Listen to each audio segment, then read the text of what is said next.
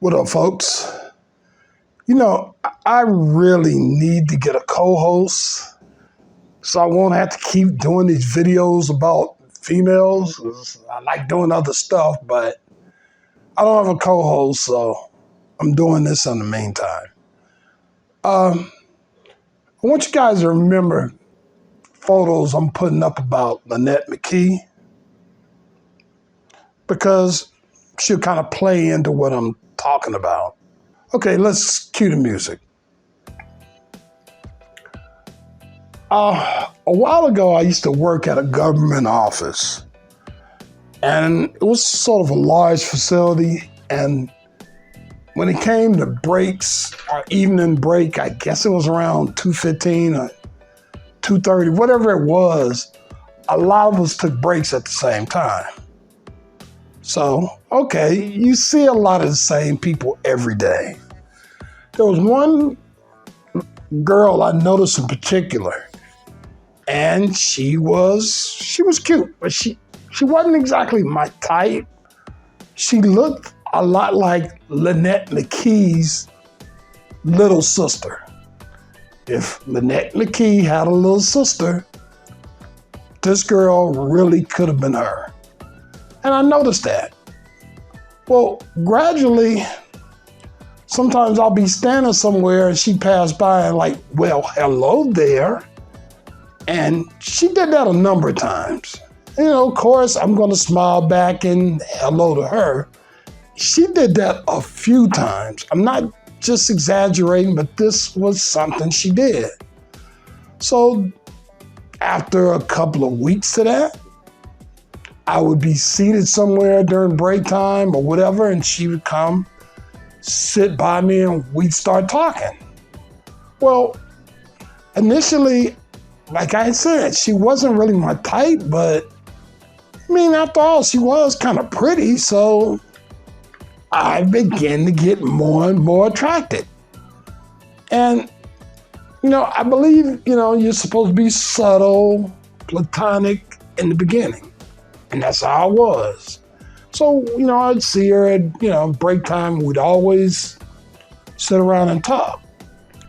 I finally decided, okay, I got to let her know what's up. Because under any other circumstances, anybody would consider what she had been doing for a few weeks as flirting.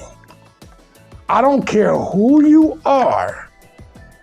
What she did would be considered as flirting. So I gave her a note. It wasn't a lewd note, just a basic note, just saying I'd like to get to know her more. And that's when things fell apart. The next time I saw her in the distance, she saw me and she turned around. And I was like, damn, what's up with that? Because again, this is somebody who always came to me. And okay, I don't know if you wanted a friend or not, but either way it goes, you came to me. So I thought maybe I was a little too forward. I wasn't, but maybe I was. And women always used to tell me, if you really like that girl, you're gonna try harder. So maybe some months later, I sent a note to her in her office mail, like, I did not know that she had sort of filed a complaint, like sexual harassment. And this was a shock to me when I found that out.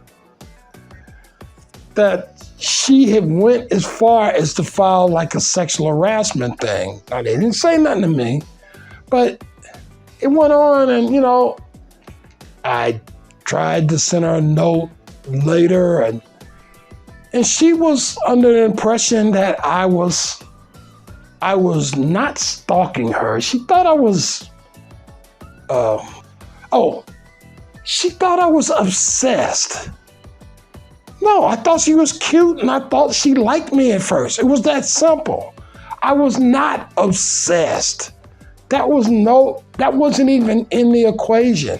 I'm a regular heterosexual male that saw a pretty girl, and particularly one who, under most circumstances, had flirted with me, and I thought everything was cool.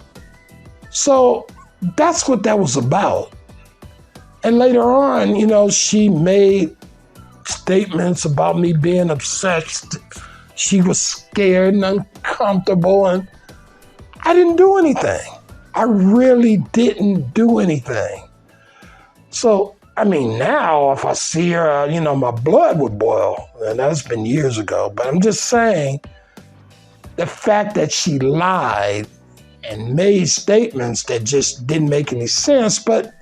And this is part of the reason why, women often wonder why they're not believed when they say something about a sexual assault or harassment. But if this girl can lie like she did, it just makes me question things. And her actions were wrong. I kind of learned a little later that, how can I say this without saying the wrong thing? There may have been a sexual assault and I triggered it. But my thing is, if there had been a sexual assault in the past, don't flirt with me. And, especially if you think I'm going to trigger you, don't flirt, don't talk to me, don't do anything to me if you figure I'm going to trigger something that happened to you in the past. But I know it'll sound like, well, maybe you did this and maybe you did this. No, it wasn't like that. I'm being honest. I was as courteous as possible. I was as nice guy-like as possible. This is somebody who had issues and I didn't know it at the time. So I look at that as a bait and switch, but it was sort of a painful bait and switch because I did start to like the girl at that point. And we did hang out for a few weeks. So for her to do the switcheroo she did, it did hurt. But that's over and done. I don't want to see her again. I don't want to know anything about her. But, what can I say? She looked like Lynette McKee's little sister, and I went for it. Not for that, I wouldn't have had much to do with her. That's the story of I guess you call it a bait and switch.